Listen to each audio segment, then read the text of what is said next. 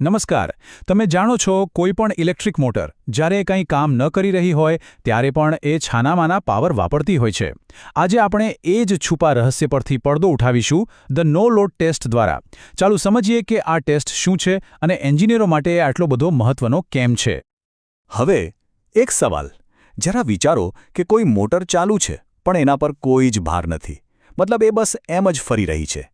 તો એની અંદર શું થતું હશે? શું એ ખરેખર કોઈ પાવર વાપરે છે? બસ આ જ સવાલ છે જે આપણને આજની ચર્ચામાં ઊંડા લઈ જશે. તો જવાબ છે હા, એ બિલકુલ પાવર વાપરે છે. આને સમજવા માટે તમે એક કારનો વિચાર કરો, જે ન્યુટ્રલ ગિયરમાં ચાલુ હોય. એન્જિન તો ફરે જ છે, પેટ્રોલ તો બળે જ છે, ભલે ગાડી આગળ ન વધતી હોય. બસ મોટરનું પણ કંઈક આવું જ છે. એના પોતાના ફરતા ભાગોનું ઘર્ષણ હોય, અંદર એક ચુંબકીય ફિલ્ડ બનાવવું પડે. આ બધામાં ઊર્જા વપરાય અને આને જ ટેકનિકલ ભાષામાં કહેવાય છે કોન્સ્ટન્ટ લોસ, એટલે કે સ્થિર નુકસાન.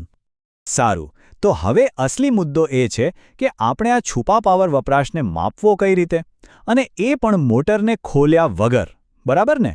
મોટરને તોડી ફોડીને તો કોઈ પણ જોઈ લે, પણ એ વગર કઈ રીતે જાણી શકાય? વેલ, આ જ મુશ્કેલીનો ઉકેલ છે નો લોડ ટેસ્ટ.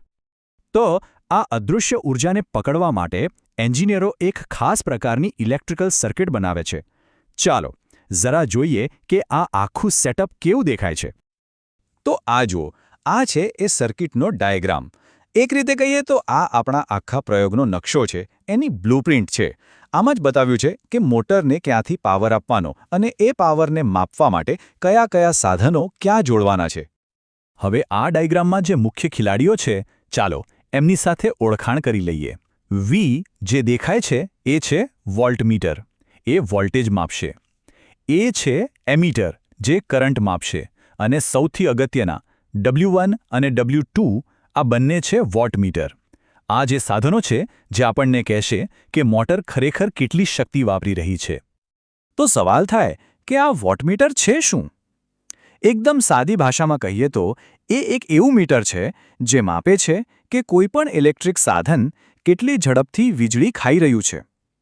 આપણા આ કેસમાં મોટરની જે છુપી ભૂખ છે ને, એને માપવા માટે આ આપણી જાદુઈ બારી છે. ચાલો, સર્કિટ તો સમજાઈ ગઈ. હવે વારો છે એક્શનનો, એટલે કે આ ટેસ્ટ ખરેખર કરવાનો. જોઈએ કે આની પ્રોસેસ કેટલી સિમ્પલ છે. જુઓ, સૌથી પહેલું કામ મોટરને એનો જે નક્કી કરેલો વોલ્ટેજ હોય એ આપવાનો. પછી બીજું સ્ટેપ, એને ચાલુ કરી દેવાની. પણ એના પર કોઈ જ ભાર નહીં, કોઈ વજન નહીં, એ બસ મુક્ત રીતે ફરવી જોઈએ. અને બસ જ્યારે મોટર એકદમ સ્મૂધલી, સ્થિર ગતિએ ફરવા લાગે ત્યારે ત્રીજું સ્ટેપ, આપણે આપણા ત્રણેય મીટરના રીડિંગ્સ લઈ લેવાના. વોલ્ટમીટર, એમીટર અને હા, પેલા બંને વોટમીટરના. આ બધા આંકડાને આપણે એક ટેબલમાં નોંધી લઈશું, જેને ઓબ્ઝર્વેશન ટેબલ કહેવાય છે. ઓકે, તો હવે આપણી પાસે આંકડાઓનો એક સેટ છે. પણ વેરું આંકડાઓનું શું કરવાનું?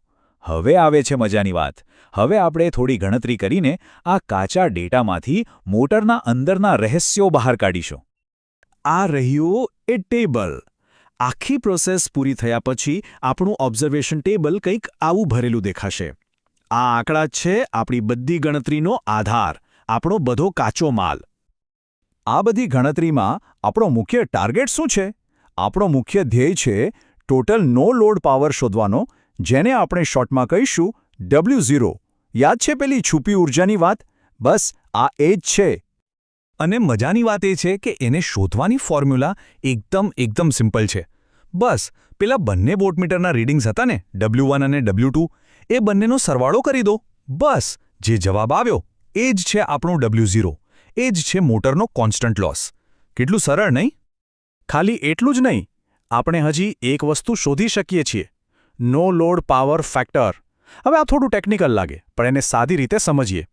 આ આંકડો આપણને એ બતાવે છે કે મોટરને જે ટોટલ વીજળી મળે છે એમાંથી એ કેટલી વીજળીનો ખરેખર ઉપયોગ કરી રહી છે. આ આંકડો 1ની જેટલો નજીક હોય એટલી મોટર વધુ કાર્યક્ષમ ગણાય. સારું, તો આટલી બધી મહેનત કરી, ટેસ્ટ કર્યો, ગણતરી કરી, પણ આ બધાનો મતલબ શું? આમાંથી આપણને શીખવા શું મળ્યું? ચાલો આખા એક્સપેરિમેન્ટના જે મુખ્ય તારણો છે ને, એના પર ફટાફટ એક નજર નાખી લઈએ.